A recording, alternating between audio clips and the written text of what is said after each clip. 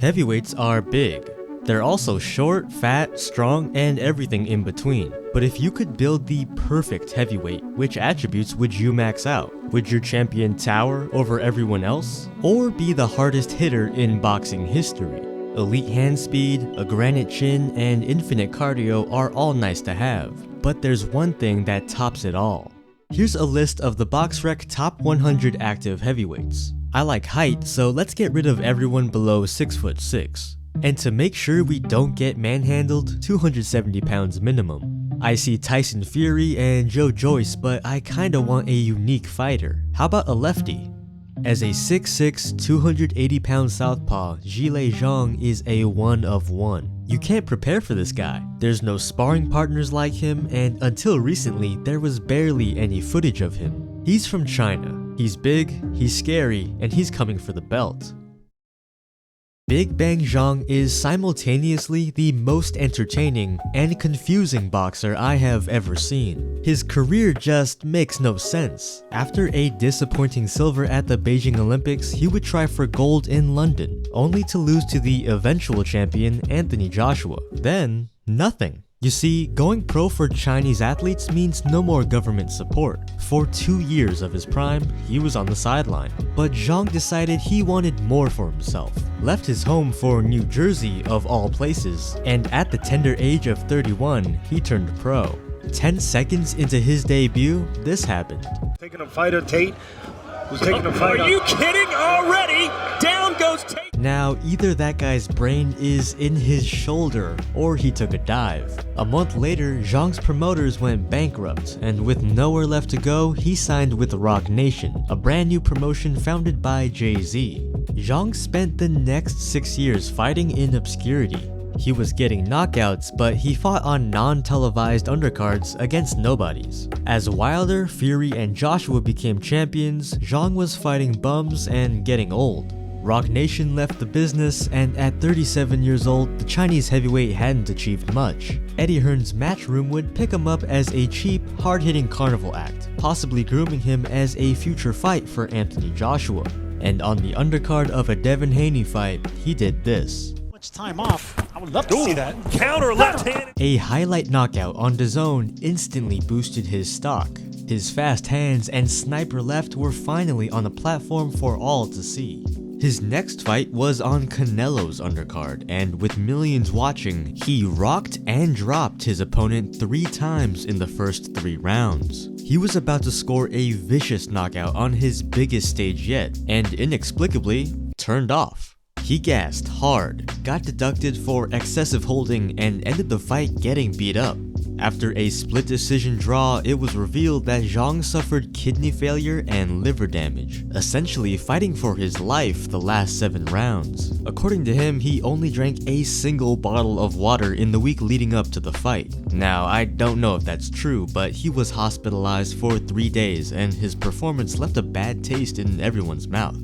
So you have a 37-year-old with fast hands and great power, but apparently he doesn't know how to take care of his body. Still, he was 24-0 and next in line for an IBF eliminator against Filip Ergovic. Older, slower, and lower ranked, Zhang entered as the underdog. And in what I can only describe as a bizarre fight, Ergovic won a controversial unanimous decision.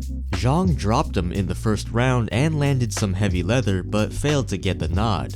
With a loss on his record and questionable stamina, he became the perfect candidate to be fed to the undefeated Granite Chin challenger Joe Joyce.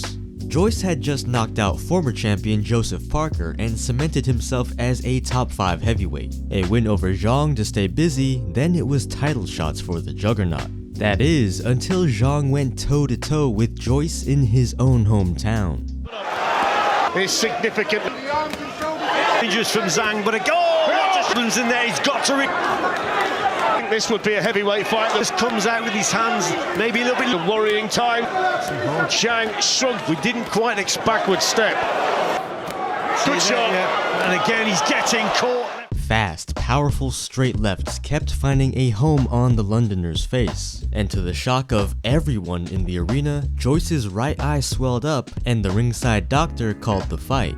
Zhang had pulled off the upset and became a star overnight. Joyce had no answer for the left hand, and the aura of his invincible chin had been tested. Ironically, his iron chin is probably the reason why he never developed a proper defense or head movement in the first place. But to be fair, it was a doctor's stoppage. It was his eye, after all, not his brain that got busted up.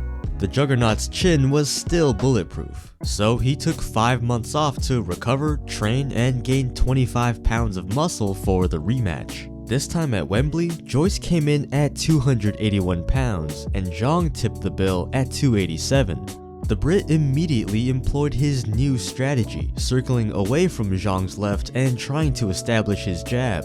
But old habits die hard, and after Zhang landed his first left missile, he picked up right where he left off.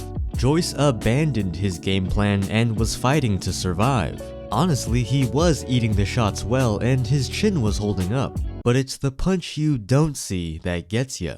Zhang also has put a little... Oh! What a shot! After a steady barrage of straight lefts, a right hook cracked Joyce, who turned into the punch.